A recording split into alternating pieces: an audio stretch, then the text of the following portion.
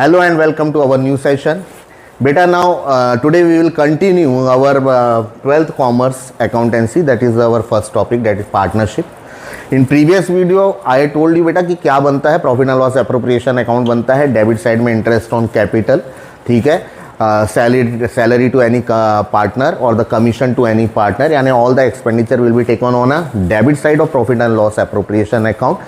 लेकिन वो सब करने के पहले क्रेडिट साइड में इंटरेस्ट ऑन ड्राइंग जाती है, वो अभी हम आपको फिर इसके आगे कंटिन्यू करके बताएंगे. लेकिन from the accounting point of view बेटा, द मोस्ट इंपॉर्टेंट थिंग जो आपको मालूम होना चाहिए कि what are the rules applicable in the absence of partnership deed.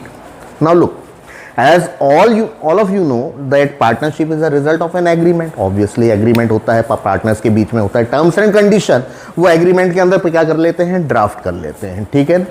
अब जब टर्म्स एंड कंडीशन ड्राफ्ट किए हैं तो उसमें सब क्लियर मेंशन होता है यार, कौन से पार्टनर को सैलरी देना है, कौन से पार्टनर को कितनी % कमीशन देना है, कौन से पार्टनर को इंटरेस्ट ऑन कैपिटल क्या रेट पे देना है, यानी सभी को देना है. तो एक जो पर्टिकुलर जो रेट ऑफ इंटरेस्ट उन्होंने डिसाइड किया होगा ऑन द कैपिटल. ड्राइंग की अलग अलग कंडीशन होती है, ड्राइंग वो अपन ने टॉपिक बाद में कवर करना है कि if the uniform amount of is withdrawal from a business, beginning of the year, beginning of the month, mid of the month, end of the month, ठीक है ना. क्वार्टर वाला भी आता है, वो अपन बाद में उसको अपन कवर करेंगे. लेकिन अभी जो मेन इंपॉर्टेंट चीज है कि अगर सपोज कर लीजिए your partnership deed is silent on the certain feature which will affect your entire partnership accounting. क्या क्या हो सकता है, इंटरेस्ट ऑन कैपिटल हो सकता है, इंटरेस्ट ऑन ड्राइंग हो सकता है, इंटरेस्ट ऑन लोन हो सकता है, profit and loss sharing ratio हो सकता है, ठीक है ना, और सैलरी वगैरह भी हो सकती है. अगर पार्टनरशिप डीड अगर आपकी साइलेंट है तो आपको पार्टनरशिप एक्ट 1932 ये बोलता है कि from accounting point of view है ना, वैसे अगर आप देखोगे तो बहुत सारे कंटेंट्स है कि भाई every partner has a right to access the books of account, no minor can be admitted as a partner, if any new partner has to be admitted the consent of all the other partners is required. तो वो तो बहुत सारा है, लेकिन अपन को जो main accounting में जो इफेक्ट आता है वो मेन 5 चीजों के कारण आता है और बहुत इंपॉर्टेंट है. इसमें सबसे फर्स्ट वन है कि अगर पार्टनरशिप डीड साइलेंस है रिगार्डिंग इंटरेस्ट ऑन कैपिटल, तो कोई पार्टनर अगर क्लेम भी कर रहा है कि यार मेरे को मेरी कैपिटल पे इतना इंटरेस्ट चाहिए, तो भी उसको इंटरेस्ट नहीं दिया जाएगा. व्हाई? बिकॉज आपने एग्रीमेंट में पहले से उसको लेके नहीं आए थे. आपने एग्रीमेंट जब ड्राफ्ट किए थे तब आपने उस क्लॉज को नहीं मेंशन किए थे. So no interest on capital will be allowed to any partner. If any partner is claiming also ना, उसको नहीं दिया जाएगा. सेकेंड, अब जब कैपिटल पे इंटरेस्ट नहीं दिया जा रहा है, फर्म है ना, फर्म नहीं दे रही है, तो ड्राइंग पे इंटरेस्ट नहीं लेगी. No interest on drawings will be charged from any partner. Clear? अब कोई एक्टिव पार्टनर है, बोल रहा है यार मैं एक्टिव पार्टनर हूं, I am working as an agent, I am looking after the entire business affair, मैं ही पूरा बिजनेस को हैंडल कर रहा हूं. या कोई एक पार्टनर सेल्स को प्रमोट कर रहा है, सेल्स डिपार्टमेंट को देख रहा है और वो सेल्स में बहुत अच्छा, वो बोल रहा है कि यार मेरे को जो सेल हो रही है, जो टर्नओवर हो रहा है, उस पर मेरे को इतना % कमीशन चाहिए. लेकिन ये अगर सब चीजें चाहिए थी तो आपको कहाँ पहले मेंशन करना था, उसको डीड के अंदर, एग्रीमेंट के अंदर. लेकिन अगर नहीं किया गया है तो नो सैलरी, कमीशन और any kind of remuneration will be given to any partner. Clear? अब बेटा एक और जो इंपॉर्टेंट पॉइंट आता है कि अगर कंटिन्यू पार्टनरशिप चल रही है और अगर पार्टनर्स ने ये डिसाइड किया है, बहुत ध्यान से सुनना, regarding expansion of a business, कि आप बिजनेस को एक्सपांड करते हैं या डाइवर्सिफिकेशन लेके आते हैं बिजनेस के अंदर. पहले एक प्रोडक्ट में डील कर रहे थे, अब मल्टीपल प्रोडक्ट्स में हम डील करना चाह रहे हैं. तो बेटा अगर एक्सपांशन करना है, डेवलपमेंट करना है, ग्रोथ लेके आनी है, कुछ भी करना है, तो द बेसिक रिक्वायरमेंट आपके पास क्या होना चाहिए, फंड्स होना चाहिए. अगर अब पार्टनर्स के पास दो ही ऑप्शन है, तो या तो वो एक्सटर्नल सोर्सेज से फंड को, यानी कि कोई बैंक से या कोई फाइनेंशियल इंस्टीट्यूशन से फंड को रेज कर सकते हैं. और अगर किसी पार्टनर की फाइनेंशियल साउंडनेस बहुत अच्छी है ना, फाइनेंशियल बैकग्राउंड बहुत तगड़ा है, तो आपके पास सेकंड ऑप्शन है कि फर्म के बाकी पार्टनर्स या फर्म वो पर्टिकुलर पार्टनर को बोल सकते हैं यार कि आप हमको क्या दे दीजिए, लोन दीजिए.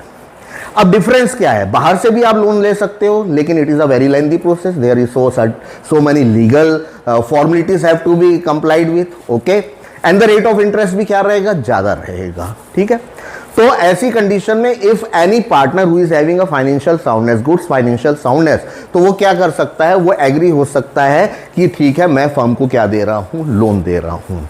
अगर एग्रीमेंट के समय पहले से डिसाइड कर लिया गया है कि यार ये जो लोन की अमाउंट है इस पे फला फला यानी कि 8%, 10%, 12% हमको क्या देना है, इसको इंटरेस्ट देना है, लेकिन अगर एग्रीमेंट साइलेंट है तो interest on loan advanced by any partner will be allowed at the rate of 6% per annum। Multiple choice question का ये बहुत इंपॉर्टेंट बेटा आपका एक क्वेश्चन बनता है, उसमें आपको जो ऑप्शंस आएंगे उसमें अलग अलग रेट दिया रहेगा, एक 6% भी हो सकता है, दूसरा 6% पर एनम भी हो सकता है। तो रिमेंबर वन थिंग, आपको जो टिक करना है, जो राइट आंसर होगा वो क्या होगा, 6% per annum.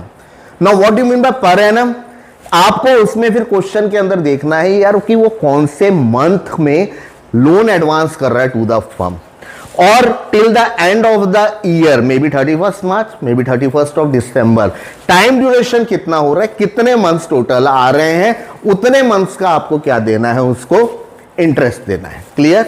Eight what rate, at the rate of 6% per annum. Lastly, profit and loss will be shared equally among all the partner. Why equally, अगर एग्रीमेंट में डिसाइड किया है, देखो 3 रेशियो होते हैं, एक होता है आपका इक्वल रेशियो, ठीक है, total profit divided by number of partner, वो बताएंगे हम इसके बाद, है ना। Equal ratio total profit divided by number of partners, if there are 2 partners divided by 2, if there are 3 partner divided by the 3, if there are 4 partners divided by the 4, equal distribution will be there. Agreed ratio, agreement में उन्होंने किया 3:2:1, 3/6, 2/6, 1/6, total profit into 3/6, total profit into 2/6, total profit into 1/6, okay। And lastly is your capital ratio। Capital ratio suppose upon example लेते हैं, x, Y और Z है और इनका capital contribution है 80,000, 60,000 एंड 20,000। कैपिटल रेशियो दिया हुआ है, एग्रीमेंट में पहले से डिसाइडेड है। Now what do you mean by capital ratio, capital ratio will be 8:6:2। कभी भी बेटा रेशियो को ना सिंप्लीफाई कर लेना चाहिए, कैलकुलेशन अपने इजी होते हैं। 8 2 के टेबल में आता है, 6 भी आता है, तो 2 4 जा 8, 2 3 जा 6 एंड 2 1 जा 2, this will be your capital ratio, ठीक है।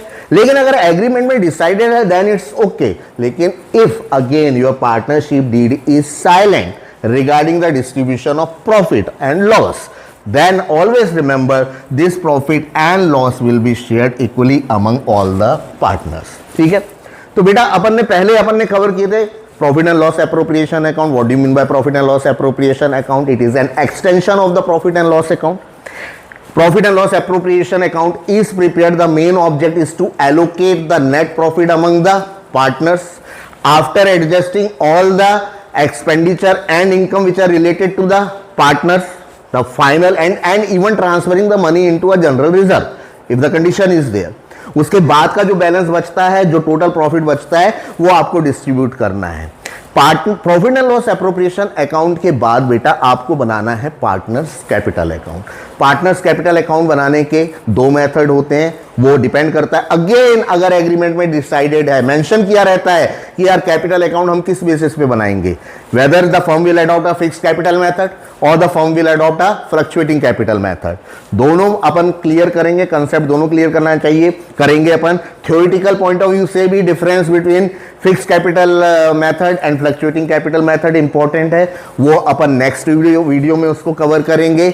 और नेक्स्ट वीडियो में जब कवर करेंगे तो हम आपको बताएंगे कि एक साइड में अपन पहले बनाएंगे profit and loss appropriation account, फिर दोनों मेथड से अपन करेंगे partners capital account. Fix capital method के अंदर पार्टनर्स कैपिटल अकाउंट भी बनता है, पार्टनर्स करेंट अकाउंट भी बनता है, 2 अकाउंट बनते हैं। अंडर फ्लक्चुएटिंग कैपिटल मेथड सिर्फ एक ही अकाउंट बनता है, that is the partners capital account.